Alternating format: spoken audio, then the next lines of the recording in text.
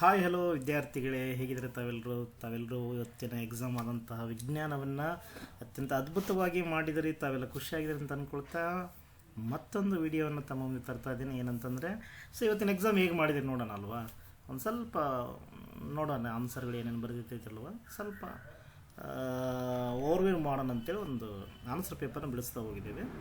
ನಾವು ಟೈಪ್ ಮಾಡೋಕ್ಕಾಗಲ್ಲ, ಕೆಲವು ಪೇಸ್ಟ್ ಮಾಡಿದ್ದೇನೆ, ಕೆಲವು ಪಿಕ್ಚರ್ಗಳನ್ನು ಪೇಸ್ಟ್ ಮಾಡಬೇಕಾಗುತ್ತೆ. ಸೊ ನೋಡೋಣ. ಆನ್ಸರ್ ಮಾತ್ರ ಎಲ್ಲವೂ ಪರ್ಫೆಕ್ಟ್ ಆಗಿದೆ, ಏನು ತೊಂದರೆ ಏನಿಲ್ಲ. ಈಗ ನೋಡಿ, ಭೌತಶಾಸ್ತ್ರದಲ್ಲಿ ಫಸ್ಟ್ ಏನು ಕೊಟ್ಟ, ಡೈರೆಕ್ಟ್ ಹೋಗ್ತೀವಿ, ನಾವೆಲ್ಲ ಆಪ್ಷನ್ಸ್ ಕೊಟ್ಟಿರ್ತಾರೆ, ಅದನ್ನು ನೋಡಬೇಕಂತ. ಒಂದು ಮಸೂರದ ಸಾಮರ್ಥ್ಯ ಏನಿದೆ +2D ಇದೆ, 2D ಆಗಿದೆ ಅಂತ ಹೇಳಿದ್ದಾರೆ.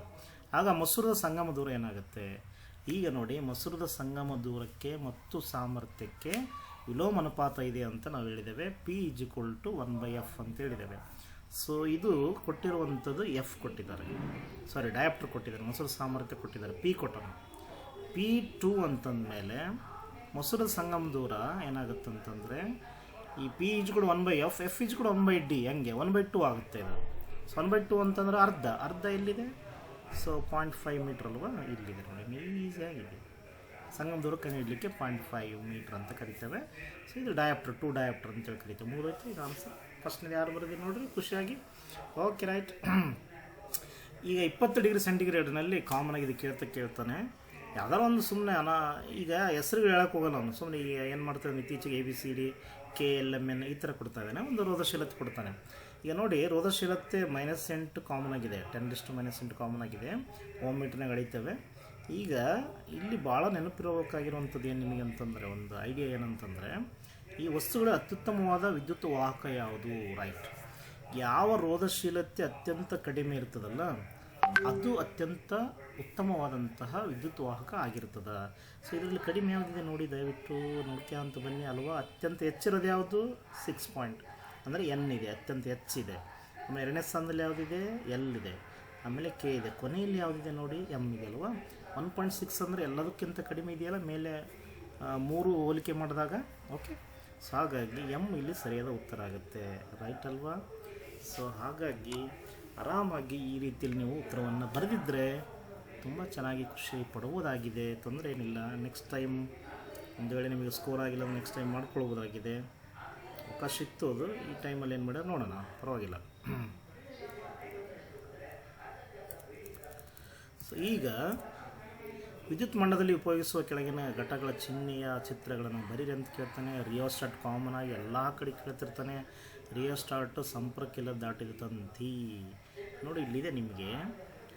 ತಂತಿಗಳು ಸೇರುವ ಸ್ಥಳ ಅಂದರೆ ಇದು ಅಲ್ವಾ, ಈ ಥರ ಇರುತ್ತೆ. ಸೇರ್ಪಡೆಯಲ್ಲಿ ದಾಟಿ ತಂತಿ ಅಂದರೆ ನೋಡಿ ಈ ಥರ ಕ್ಲಿಯರ್ ಇದೆಯಾ? ಇದು ಸೇರಿದಂಗೆ ಕಾಣಿಸುತ್ತೆ ನಿಮಗೆ, ಸೇರಿರಲ್ಲ ಅದು, ಈ ಥರ ಬೆಂಡಾಗಿರುತ್ತಲ್ಲ ಒಳಗಡೆ, ಹಾಗಾಗಿ ಇದು ಸೇರ್ಪಡೆಯಲ್ಲಿ ದಾಟಿದ ತಂತಿ. ಆಮೇಲೆ ರಿಯೋಸ್ಟಾಟ್ ಕಾಮನ್ ಆಗಿ ಕೇಳ್ತಾನೆ ಇದನ್ನೇ, ಕಂಟಿನ್ಯೂ ಆಗಿ ಇದನ್ನು ಫಿಕ್ಸ್ ಅಂದ್ಕೊಂಬಿಡ್ಬೇಕು ನೀವು ಅಲ್ವಾ. So ಬರೆದಿರ್ತೀರ almost. ಸೊ ಯಾರೆಲ್ಲ ಬರೆದಿದ್ದೀರಿ ಅವರಿಗೆ ಮಾರ್ಕ್ಸ್ ಖಂಡಿತ ಇಲ್ಲಿ ಇದೆ.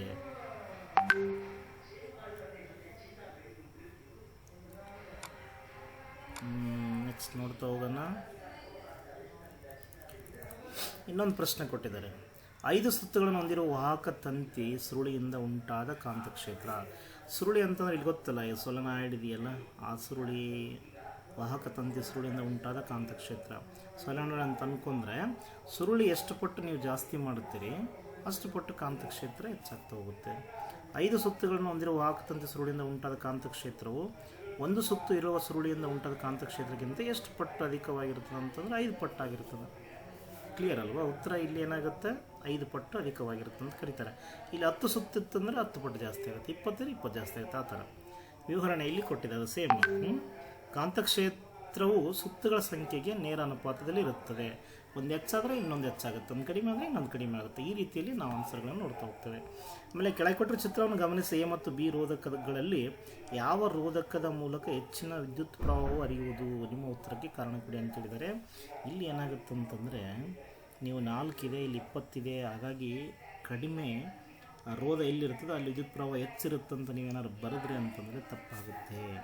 ಯಾಕಂತಂದರೆ ಸರಣಿ ಕ್ರಮದಲ್ಲಿದ್ದಾಗ ಏನಾಗುತ್ತೆ ನೋಡಿ, ಎರಡೂ ರೋಧಕಗಳಲ್ಲಿ A ಮತ್ತು B ಸಮಾನ ವಿದ್ಯುತ್ ಪ್ರವಾಹ ಹರಿತಾ ಇರುತ್ತೆ ಅಲ್ಲಿ, ಯಾಕಂದರೆ ಸರಣಿ ಕ್ರಮದಲ್ಲಿ ಜೋಡಣೆ ಆಗಿದೆ ಇಲ್ಲಿ. ಸರಣಿ ಮಂಡಲದಲ್ಲಿನ ಎಲ್ಲ ಘಟಕಗಳ ಮೂಲಕ ಹರಿಯುವ ವಿದ್ಯುತ್ ಪ್ರವಾಹ ಏನಾಗಿರ್ತದೆ, ಒಂದೇ ಆಗಿರ್ತದೆ. ಹಾಗಾಗಿ ಇಲ್ಲಿ ಯಾವುದೇ ಬದಲಾವಣೆ ಇರೋದಿಲ್ಲ ಅಲ್ವಾ, ಎರಡರಲ್ಲೂ ಸೇಮ್ ಇರ್ತದೆ. ಕ್ಲಿಯರ್ ಇದೆಯಾ? ರೈಟ್.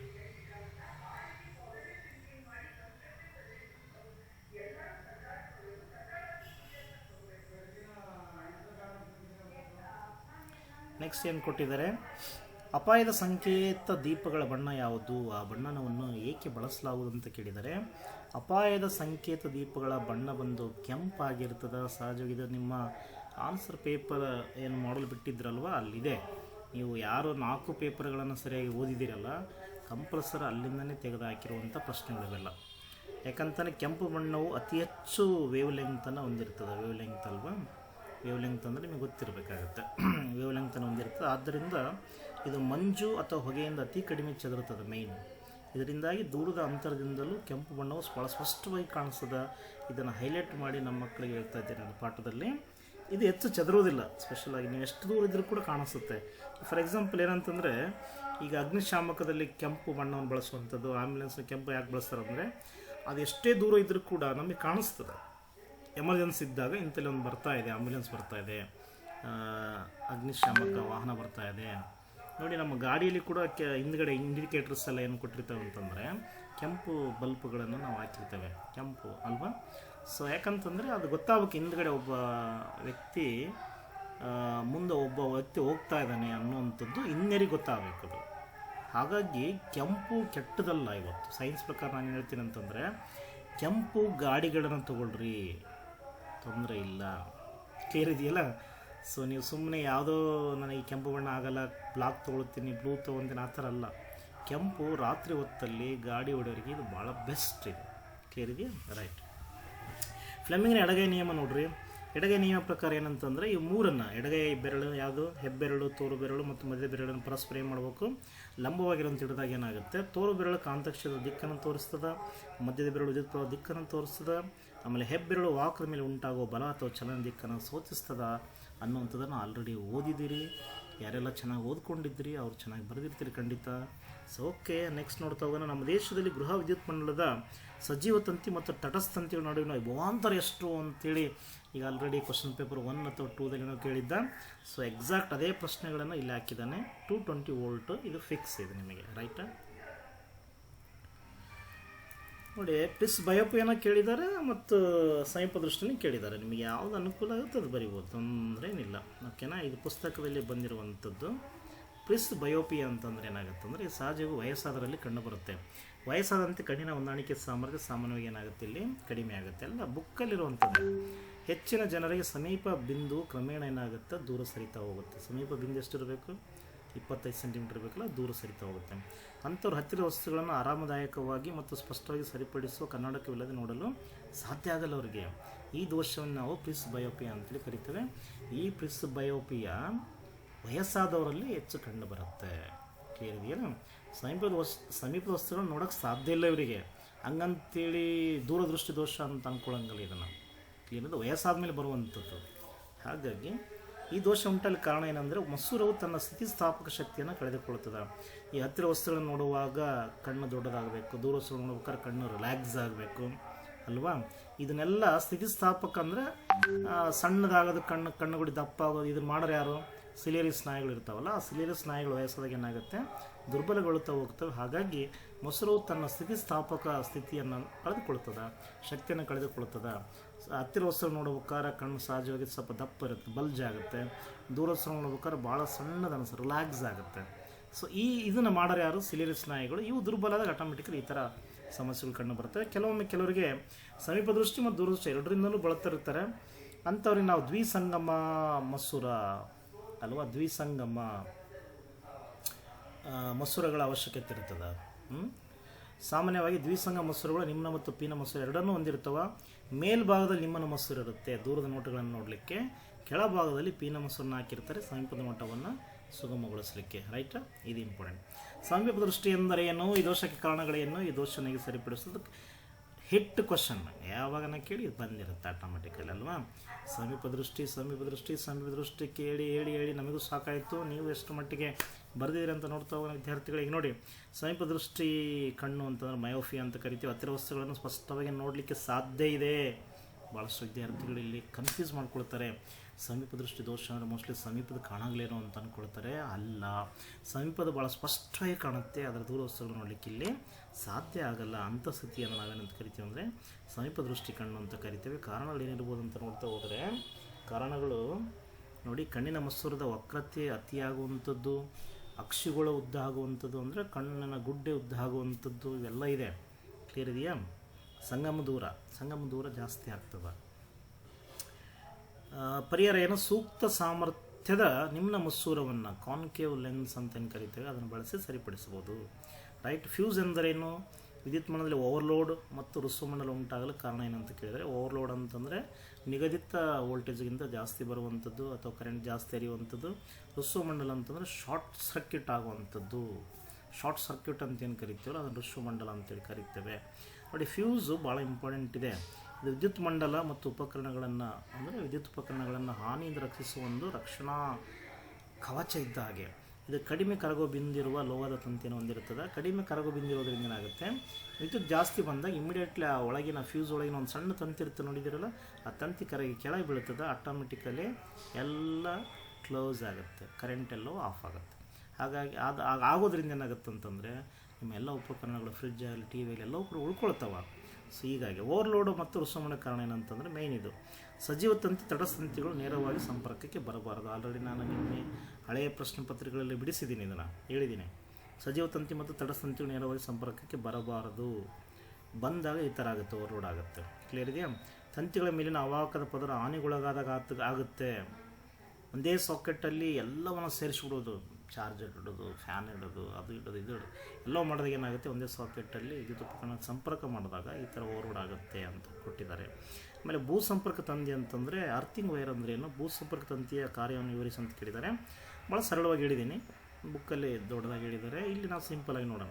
ವಿದ್ಯುತ್ ಉಪಕರಣಗಳ ಲೋಹದ ಮೇಲ್ಮೈಗೆ ಸಂಪರ್ಕಿಸಿರುವ ಮತ್ತು ಭೂಮಿಯ ಆಳದಲ್ಲಿ ಹೂತಿರುವ ಲೋಹದ ಪಟ್ಟಿಗೆ ಸಂಪರ್ಕಿಸಲಾದ ಹಸಿರು ಬಣ್ಣದ ತಂತಿ. ಇಂಡಿಯಾದಲ್ಲಿ ಹಸಿರು ಬಣ್ಣದ ತಂತಿನೂ ಬಳಸ್ತೇವೆ, ಹಸಿರು ಎಲ್ಲೋ ಮಿಕ್ಸ್ ಇರುವಂಥ ತಂತಿಯನ್ನು ಕೂಡ ಬಳಸ್ತೇವೆ. ಕ್ಲಿಯರ್ ಇದೆ? ಇದನ್ನು ಭೂಸಂಪರ್ಕ ತಂತಿ ಅಂತ ಕರಿತೇವೆ. ಬೋರ್ಡ್ಲಿಂದ ಒಂದು ಲೈನನ್ನು ತಗೊಂಡೋಗಿ ಕೆಳಗಡೆ ಹೂತಾಕಿ ಒಂದು ಏನಂದರೆ ಲೋಹದ ಪಟ್ಟಿಯನ್ನು, ರಾಡು ಏನೋ ಲೋಹದ ಒಂದು ತಗಡನ್ನು ಕೆಳಗಡೆ ಭೂಮಿಯಲ್ಲಿ ಅಗೆದು ಅಲ್ಲಿಟ್ಟು ಅಲ್ಲಿಗೆ ಉಪ್ಪು ಹಾಕಿ ಕರಕು ಹಾಕಿ ಎಲ್ಲ ಮಾಡ್ತೀವಲ್ಲ, ಅದನ್ನೇ ಭೂಸಂಪರ್ಕ ತಂತಿ ಮಾಡೋ ವ್ಯವಸ್ಥೆಯನ್ನು. ಈ ತಂತಿ ಕಾರ್ಯ ಏನಂತಂದರೆ ವಿದ್ಯುತ್ ಸೋರಿಕೆ ಏನಾದ್ರು ಆಯ್ತು ಅಂತಂದರೆ ಅಥವಾ ಹೆಚ್ಚು ವೋಲ್ಟೇಜ್ ಒಳಗೆ ಬಂತಂದಾಗ ನೇರವಾಗಿ ಆ ಎಕ್ಸ್ಟ್ರಾ ಇರ್ತಕ್ಕಂಥ ಕರೆಂಟನ್ನು ಸೀದಾ ಭೂಮಿಗೆ ಕಳಿಸಿ ಭೂಮಿಯ ಒಂದು ವೋಲ್ಟೇಜು ಮತ್ತು ನಮ್ಮ ವೋಲ್ಟೇಜನ್ನು ಏನು ಮಾಡುತ್ತೆ, ಬರಾಬರಿ ಮಾಡಿಬಿಡ್ತದೆ, ಈಕ್ವಲ್ ಮಾಡಿ ಬಿಸಾಕಿಬಿಡ್ತದೆ. ಸೊ ಹೀಗಾಗಿ ಏನಾಗುತ್ತೆ ಅಂದರೆ ಇಲ್ಲಿಂದ ನಮಗೇನು ಅಪಾಯ ಆಗೋದಿಲ್ಲ, ಆಘಾತ ಉಂಟಾಗೋದಿಲ್ಲ ಅಂತೇಳಿ ಕರಿತೇವೆ. ಕ್ಲಿಯರ್ ಇದೆಯಾ? ಇದು ಆರಾಮಾಗಿದೆ ರೀ. ಬೀದಲ್ಲಿಟ್ಟ ಸೀದಲ್ಲಿಟ್ಟಾಗ ಸೀದಲ್ಲೇ ಬರುತ್ತದೆ. ಇಲ್ಲಿ ದರ್ಪಣ ಕೊಟ್ಟಿದ್ದಾನೆ ನಿಮಗೆ. ಈ ಟೈಮಲ್ಲಿ ಮಸೂರ ಕೊಡಲಿಲ್ಲ, ದರ್ಪಣವನ್ನು ಕೊಟ್ಟಿದ್ದಾನೆ. ಸಿಂಪಲಾಗಿತ್ತು. ಸೀದಲ್ಲಿ ಇಟ್ಟಂಥ ವಸ್ತು ಸೀದಲ್ಲೇ ಪ್ರತಿಬಿಂಬ ಉಂಟಾಗುತ್ತೆ. ಅದೇ ಗಾತ್ರ ಅಲ್ವಾ? ತಲೆ ಕೆಳಗಾದ ಪ್ರತಿಬಿಂಬ, ಸತ್ಯ ಪ್ರತಿಬಿಂಬ, ತಲೆ ಕೆಳಗಾದ ಪ್ರತಿಬಿಂಬ, ಅದೇ ಗಾತ್ರ, ಮುಗಿದು. ಪ್ರತಿಬಿಂಬದ ಸ್ವಭಾವ ಏನಿದೆ ನೋಡಿ. ಪ್ರತಿಬಿಂಬವು ವಕ್ರತ ಕೇಂದ್ರದಲ್ಲೇ ಸೀದಲ್ಲೇ ಉಂಟಾಗ್ತದೆ. ನೀವು ಸೀದಾಗ ಇಟ್ಟಿದ್ದೀರಿ, ಸೀದಾಗ ಉಂಟಾಗ್ತದೆ. ಪ್ರತಿಬಿಂಬದ ಗಾತ್ರ ವಸ್ತುವಿನ ಗಾತ್ರಕ್ಕೆ ಸಮನಾಗಿರ್ತದೆ, ಸೇಮ್ ಎಕ್ಸಾಕ್ಟ್ ಇರ್ತದೆ. ಇದು ನೈಜ ಮತ್ತು ತಲೆ ಕೆಳಗಾದಂಥ ಪ್ರತಿಬಿಂಬವಾಗಿದೆ. ರೈಟ್. ನೋಡಿ, ಬೆಳಕಿನ ವಕ್ರೀಭವನ ನಿಯಮಗಳನ್ನು ನಿರೂಪಿಸಿ ಅಂತ ಕೇಳ್ತಾನೆ. ಭಾಳ ಸಿಂಪಲ್ ಆಗಿತ್ತು. ಪಿನ ದರ್ಪಣ ಇದು ನೋಡಿ, ಇದು ಕ್ವಶನ್ ಪೇಪರಿಂದ ಎತ್ತಿ ಹಾಕಿರೋದು ನಾನು, ನಿಮಗೆ ಗೊತ್ತಾಗಲಿ ಅಂತ. ಕ್ವಶನ್ ಪೇಪರ್ ಯಾಕೆ ಇಂಪಾರ್ಟೆಂಟ್ ಆಗಿತ್ತು ಅಂತೇಳಿ ಎಕ್ಸಾಕ್ಟ್ ಕೊಟ್ಟಿದ್ದಾನಲ್ವ. ಎಷ್ಟು ಮಾರ್ಕ್ಸಿಗೆ ನೋಡಿ, 4 ಮಾರ್ಕ್ಸ್ ಬರ್ತಾ ಇತ್ತಲ್ವ. ಎಷ್ಟು ಬರೆದಿದ್ದರೆ ಬಿಟ್ಟು ಬಂದಿರ್ತೀರಿ ಕೆಲವರು, ಕ್ವಶನ್ ಪೇಪರ್ ಓದಿರಲ್ಲ ನೋಡಿ ಅಲ್ವಾ. ಬೆಳಕಿನ ವಕ್ರೀಭವನ ನಿಯಮಗಳೇನಂತಂದರೆ, ಒಂದೇ ನಿಯಮ, ಪತನ ಕಿರಣ, ವಕ್ರೀಮ ಕಿರಣ ಮತ್ತು 2 ಮಾಧ್ಯಮ ಸಂಪರ್ಕ ಮೇಲುಮೆಗೆ ಪತನ ಬಿಂದು ನಡೆದ ಲಂಬ ಎಲ್ಲವೂ ಕೂಡ ಏನಾಗಿರುತ್ತೆ, ಒಂದೇ ಸಮತಲದಲ್ಲಿರ್ತವೆ. 2 ನಿಯಮ ಏನಾಗುತ್ತೆ, ನೀಡಿರುವ ಜೋಡಿ ಮಾಧ್ಯಮಗಳಿಗೆ ಪತನ ಕೋನದ ಸೈನ್ ಮತ್ತು ವಕ್ರೀಮ ಕೋನದ ಸೈನ್ಗಳ ಅನುಪಾತ ಸ್ಥಿರವಾಗಿರ್ತದೆ. Sine i by sine r ಇಜ್ಗಳು ಸ್ಥಿರಾಂಕ ಅಂತ ಬರೋದು ಸಾಕಾಗಿತ್ತು ನೀವು ಇಲ್ಲಿ 2 ನಿಯಮದಲ್ಲಿ. ಪಿನ ದರ್ಪಣ ಹೇಳಿದ್ದೀನಿ ನಾನು, ಬೆಳಕನ್ನು ಪ್ರತಿಫಲನಗೊಳಿಸ್ತವೆ. ದರ್ಪಣಗಳು ಬೆಳಕನ್ನು ಏನು ಮಾಡ್ತವೆ, ಪ್ರತಿಫಲನಗೊಳಿಸ್ತವೆ. ಮಸೂರಗಳು ವಕ್ರೀಭವನಗೊಳಿಸ್ತವೆ. ಮೈನ್ ಇದು. ಬೆಳಕನ್ನು ಇದು ವಿಕೇಂದ್ರೀಕರಿಸ್ತದ ಪೀನ ದರ್ಪಣ, ಇದು ಕೇಂದ್ರೀಕರಿಸ್ತದ. ಯಾವಾಗಲೂ ಮಿಥ್ಯ ನೇರ ಪ್ರತಿಬಿಂಬವನ್ನು ಉಂಟು ಮಾಡ್ತದ, ಇದು ಸತ್ಯ ತಲೆ ಕೆಳಗಾದ ಪ್ರತಿಬಿಂಬವನ್ನು ಉಂಟು ಮಾಡ್ತದ. ರೈಟ್ ಅಲ್ವಾ? 4 ಮಾರ್ಕ್ಸ್ ಸಿಂಪಲಾಗಿ ಬರ್ತಾ ಇತ್ತು ನಿಮಗಲ್ಲಿ. ಮತ್ತೇನು ಕೇಳಿದನಲ್ಲಿ ಅಂತಂದರೆ ರೈಟ್, ಇಲ್ಲಿ ನೋಡಿ, ವರ್ಧನೆ ಎಂದರೇನು, ಒಂದು ಮಸೂರದಿಂದ ಉಂಟಾದ ಪ್ರತಿಬಿಂಬದ ವರ್ಧನೆಯನ್ನು ಕಂಡುಹಿಡಿಯಲು ಬಳಸುವ ಸೂತ್ರವನ್ನು ಕೇಳಿದ್ದಾರೆ. ಎಕ್ಸಾಕ್ಟ್ ಸೇಮ್ ಕ್ವಶನ್ ಪೇಪರ್ ಎತ್ತಿ ಹಾಕಿರುವಂಥದ್ದು. ವರ್ಧನೆ ಎಂದರೇನು? ರೈಟಾ?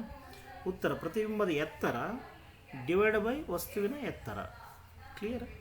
ಎರಡು ಎತ್ತರಗಳ ನಡುವಿನ ಅನುಪಾತವನ್ನು ನಾವು ವರ್ಧನೆ ಅಂತ ಕರಿತೇವೆ ನೋಡಿ. ಸೊ ಎಮ್ ಅಂದರೆ magnification, M equal to H dash ಅಂದರೆ ಪ್ರತಿಬಿಂಬದ ಎತ್ತರ, ಡಿವೈಡ್ ಬೈ ಎಚ್ ಅಂತಂದರೆ ವಸ್ತುವಿನ ಎತ್ತರ. So H dash by H equal to ಏನಂತ ಅರ್ಥ? ವರ್ಧನೆ ಅಂತ ಅರ್ಥ. ಮಸೂರಕ್ಕೆ ಸಂಬಂಧಿಸಿದಂತೆ M equal V by U ಅಂತ ಕರಿತೇವೆ. ರೈಟ್ ಇವೆಲ್ಲ ಕೊಟ್ಟಿದ್ದಾರೆ ನೋಡಿ ಅಲ್ವಾ? ಪ್ರತಿಬಿಂಬದ ವರ್ಧನೆ ಕಂಡುಹಿಡಿಯೋ ಸೂತ್ರ ಇವೇ ಅಲ್ವಾ? ಪ್ರತಿಬಿಂಬದ ವರ್ಧನೆ ಕಂಡುಹಿಡಿಯೋ ಸೂತ್ರ ಹಾಂ, ಮಸೂರದಿಂದ ಉಂಟಾದ ಪ್ರತಿಬಿಂಬದ ವರ್ಧನೆ, ಮಸೂರದ ಕೇಳಿದಾನೆ ಇಲ್ಲಿ. M equal to H dash by H. Clear ಇದೆಯಲ್ಲ? ರೈಟ್. ಅಲ್ಲಿ ಬೆಳಕಿನ ಪ್ರತಿಫಲನದ 2 ನಿಯಮಗಳನ್ನು ಕೇಳಿದ್ದಾರೆ. ದರ್ಪಣದ ವರ್ಧನೆ ಎಂದರೇನು ಕೇಳಿದ್ದಾರೆ, ಅದೇ ಸೇಮ್ ಇದೆ. ಕ್ಲಿಯರ್ ಇದೆಯಾ ನೋಡಿ? ಅದೇನೇ ನಾನು ಮತ್ತೆ ನಿಮಗೆ ಬೇಕಂತ ಹಾಕಿದ್ದೇನೆ ಇಲ್ಲಿ. ಬೆಳಕಿನ ಪ್ರತಿಫಲನ 2 ನಿಯಮ. ಪ್ರತಿಫಲನ ಕೇಳಿದಾಗ ವಕ್ರೀಭವನ ಆಗಲಿ ಪ್ರತಿಫಲನ ಫಿಕ್ಸ್ ಇರುತ್ತೆ ನಿಮಗೆ ಅಲ್ವಾ? ಒಂದು ನಿಯಮ ಏನು? ಪತನ ಕೋನ ಪ್ರತಿಫಲನ ಕೋನಕ್ಕೆ ಸಮನಾಗಿರ್ತದೆ. 2 ನಿಯಮ ಏನಿದೆ? ಪತನ ಕಿರಣ, ಪ್ರತಿಫಲನ ಕಿರಣ, ಪತನ ಬಿಂದುವಿನಲ್ಲಿ ಪ್ರತಿಫಲನ ಮೇಲ್ಮೈಗಳಿದೆ ಲಂಬ, ಈ 3 ಒಂದೇ ಸಮತಲದಲ್ಲಿರ್ತವೆ. ಇದು ನೋಡಿದ್ದೀರಿ ಆಲ್ರೆಡಿ. ದರ್ಪಣ ವರ್ಧನೆ ಎಂದರೇನು? ದರ್ಪಣಗಳಿಂದ ಉಂಟಾದ ಪ್ರತಿಬಿಂಬದ ಎತ್ತರ ಹಾಗೂ ವಸ್ತುವಿನ ಎತ್ತರಗಳ ನಡುವಿನ ಅನುಪಾತವನ್ನು ವರ್ಧನೆ ಅನ್ನೋರು ನಿಮ್ಮ ಕ್ವಶನ್ ಪೇಪರಲ್ಲಿದೆ. ವರ್ಧನೆ ಮೌಲ್ಯದ ಋಣಾತ್ಮಕ ಚಿಹ್ನೆಯನ್ನು ಬಂದಿತ್ತಂದರೆ ಪ್ರತಿಬಿಂಬವು ಸತ್ಯ ಪ್ರತಿಬಿಂಬ ಎಂದು ಸೂಚಿಸಲಾಗುವಂತೆ. ಇದೊಂದು ಸ್ವಲ್ಪ ಚೇಂಜ್ ಕೇಳಿದಾನೆ ಅಷ್ಟೇ. ಇದು ಕೇಳೋ ಬದಲು ನಿಮ್ಗೆ ಏನು ಕೇಳಿದ? ಸೂತ್ರ ಕೇಳಿದ. M equal to V by U ಅಂತ ಬರ್ಬಿಟ್ರೆ ಸಾಕಾಗಿತ್ತಲ್ಲ. ಇಲ್ಲಿ ಒಂದು ಕೇಳಿದ, ಒಂದು ವಿದ್ಯುತ್ ಮಂಡಲದಲ್ಲಿ 2 ಓಮ್ ರೋಧವಿರುವ 2 ರೋಧಕಗಳಂತ ಕೇಳಿದ್ದಾರೆ. ಅಂದರೆ 2 ಓಮ್ ಇರುವಂಥವು 2 ಅದಾವೆ. ಮೊದಲು ಸರಣಿ ಕ್ರಮದಲ್ಲಿ ಜೋಡಿಸ್ತಾನೆ ಅವನು, ನಂತರ ಸಮಾಂತರ ಕ್ರಮದಲ್ಲಿ 6 ಓಮ್ ವಿಭವಾಂತರಕ್ಕೆ ಸಂಪರ್ಕಿಸಲಾಗಿದೆ. ಸರಣಿಯಾಗಿ ಸಮಾಂತರ ಜೋಡಣೆಯಲ್ಲಿ ಈ ಮೂಲದ ವಿದ್ಯುತ್ ಸಾಮರ್ಥ್ಯ ಕಂಡು ಅಂತ ಕೇಳ್ತಾನೆ. ಏನೇನು ಕೊಟ್ಟಿದ್ದಾನೆ? R1 2 ಓಮು, R2 ಕೂಡ ಸೇಮ್ ಇದೆ. ವೋಲ್ಟೇಜಸ್ ಕೊಟ್ಟರೆ 6 ಓಮ್ ಕೊಟ್ಟಿದ್ದಾನೆ. ಸರಣಿ ಜೋಡಣೆ ಅಂದರೆ ಸೀರಿಯಸ್ನಲ್ಲಿ ಬರಿತಾ ಹೋಗ್ತೇವೆ. RS equal to R1 + R2 2 + 2 ಇದನ್ನು 4 ಆಯಿತು. ಸಾಮರ್ಥ್ಯ ಅಲ್ವಾ? ವಿದ್ಯುತ್ ಸಾಮರ್ಥ್ಯ ನೋಡಿ, ಸಾಮರ್ಥ್ಯ ಏನಿದೆಯಲ್ಲ ಅದನ್ನು ಏನು ಕೊಟ್ಟಿದ್ದಾರೆ? PS ಸರಣಿಯಲ್ಲಿ ಸಾಮರ್ಥ್ಯ ಬೇಕಂತಂದಾಗ ವೋಲ್ಟೇಜ್ ಸ್ಕ್ವೇರನ್ನು ಮಾಡಿ ಡಿವೈಡ್ ಇಲ್ಲೇನು ಬಂದಿದೆ ಅದನ್ನು ಹಾಕಿ. R²/4 = 36/4 9 ವ್ಯಾಟ್ ಆಯಿತು ಪವರು. ಸಮಾಂತರ ಜೋಡಣೆಯಲ್ಲಿ ಸಿಂಪಲ್ ಆಗಿದೆ. 1/R1 + 1/R2 1/2 + 1/2 ಆಗುತ್ತೆ. ನಥಿಂಗ್ ಬಟ್ 1 ಓಮ್ ಆಗುತ್ತೆ. RP = 1 ಓಮ್ ಆಯ್ತು ಅಲ್ಲಿ ನಿಮಗೆ. ಕ್ಲಿಯರ್ ಇದೆಯಾ? RP = 1 ಓಮ್ ಆಯಿತು. ಕ್ಲಿಯರ್ ಇದೆಯಾ? RP = 1 ಓಮ್ ಆಯಿತು. ಸೊ ಹಾಗಾಗಿ P/P ಏನಾಯಿತು ಇಲ್ಲಿ? ಪ್ಯಾರಲ್ ಅಂತಂದರೆ ಪವರ್ ಪ್ಯಾರಲ್ 36 ವ್ಯಾಟ್ ಆಗ್ತಾ ಹೋಗುತ್ತೆ. 6/1 36/1 ಇದೆ. ಸೊ ಈ ಥರ ನಿಮಗೆ ಈಸಿಯಾಗಿತ್ತು. ಬಟ್ ನಿಮಗೆ ಎಷ್ಟು ಮಟ್ಟಿಗೆ ಇದು ಅರ್ಥ ಆಯಿತು ಗೊತ್ತಿಲ್ಲ ಎಕ್ಸಾಮ್ ಟೈಮಲ್ಲಿ. ಸತ್ವಿಗೆ ಸಾರಕ ಸಲ್ಫ್ಯೂರಿಕ್ ಆಮ್ಲವನ್ನು ಬೆರೆಸಿದಾಗ ಬಿಡುಗಡೆಯಾಗುವ ಅನಿಲ ಯಾವುದ್ರಿ? ಗೊತ್ತಿದೆ ನಮಗೆ. ಹೈಡ್ರೋಜನ್ನು ಪಾಪ್ಸ್ ಶಬ್ದದೊಂದಿಗೆ ಉರಿತದ, ಮೇಣಬತ್ತಿಯನ್ನು ಪಕ್ಕದಲ್ಲಿ ತಂದಾಗ ಅಂಥೇಳಿ ಎಕ್ಸ್ಪೆರಿಮೆಂಟನ್ನು ಬರೆದಿರ್ತೀರಿ. ಇದನ್ನೇ ಚಿತ್ರ ಕೊಡೋ ಬದಲಿ ಈ ಥರ ಕೊಟ್ಟ, ಹಬೆದು ಚಿತ್ರ ಕೊಟ್ಟ. ಕ್ಲಿಯರ್ ಇದೆಯಲ್ವ? ಬಟ್ ಎಲ್ಲವೂ ಕವರ್ ಮಾಡ್ತಾ ಹೋಗ್ತಾನೆ ಅವನು. ಲೋಹಗಳು ಆಮ್ಲಗಳೊಂದಿಗೆ ವರ್ತಿಸಿದಾಗ ಏನಾಗುತ್ತೆ? ಹೈಡ್ರೋಜನ್ ಲೋಹನ ಬಿಡುಗಡೆ ಮಾಡ್ತವೆ ಕಾಮನಾಗಿ. ಅದಕ್ಕಾಗಿ ಇಲ್ಲಿ ಹೈಡ್ರೋಜನು ಪಕ್ಕ. ಆಮೇಲೆ ಶುದ್ಧ ಕಬ್ಬಿಣವನ್ನು ಕಠಿಣ ಮತ್ತು ಬಲಯುತವನ್ನಾಗಿ ಸ್ಲೇವ್ ಮಾಡಬೇಕು. ಸಹಜವಾಗಿ ನಿಗದಿತ ಪ್ರಮಾಣದಲ್ಲಿ ಕಾರ್ಬನನ್ನು ನೀವೇನು ಮಾಡ್ಬೇಕಂತಂದರೆ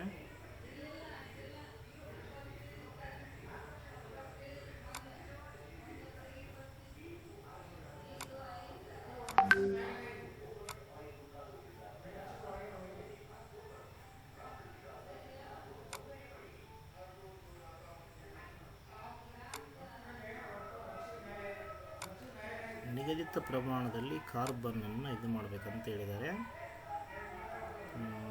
ಭಾಳ ಇಂಪಾರ್ಟೆಂಟ್ ಆಗಿರುವಂಥದ್ದಿದೆ. ಸೊ ಓಕೆ, ಸ್ವಲ್ಪ ಪಾಸ್ ಮಾಡ್ತಾನೆ.